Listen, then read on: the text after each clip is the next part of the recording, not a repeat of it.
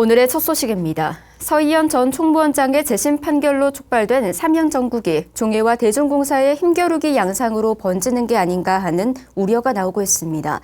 종헌 종법특위는 사면특별법 제정공청회를, 대중공사는 사부대중위원회를 구성해 사면을 포함한 과거사 정리를 진행합니다.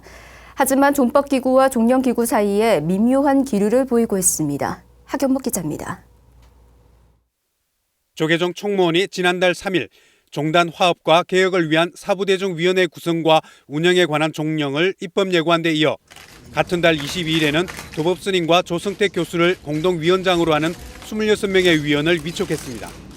위원회는 94년 멸빈자 문제 처리 방안과 통합종단 이후 과거사 문제의 해결을 목적으로 하고 있지만 결국 서희연 전 총무원장의 사실상 사면으로 촉발된 대사면 논의를 사부대중이 함께 논의하자는 겁니다. 위원회는 94년 분과와 과거사 분과, 개혁 계승 분과 등 3개 분과로 나눠 이달부터 각 분과회를 시작으로 1년 동안 활동하게 됩니다. 하지만 사부대중위원회 출범이 사부대중 백인 대중공사에서 어연 스님의 재심 판결에 대한 논란으로 촉발된 만큼 사면에 대한 찬반이 팽팽할 것으로 보입니다.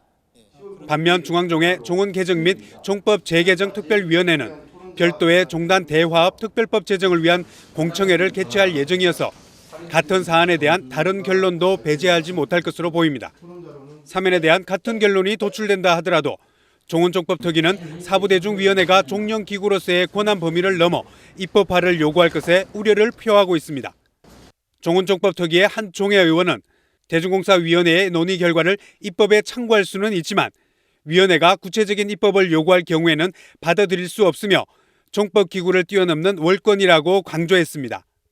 종헌종법특위는 오는 16일 특별법 제정을 위한 공청회를 한국불교역사문화기념관 국제회의장에서 개최할 예정입니다. 종헌종법특위는 이번 공청회 이후 사면의 대상과 범위, 방법 등을 포함한 한 차례 정도 더 공청회를 개최하는 방안도 검토 중이며 내년 3월 중앙종회에 성안할 계획입니다. 이런 가운데 사부대중위원회와 중앙종회가 서로에 대한 불만과 불신이 표면화되지 않을지 우려의 목소리도 나오고 있습니다. BTN 뉴스 하경목입니다.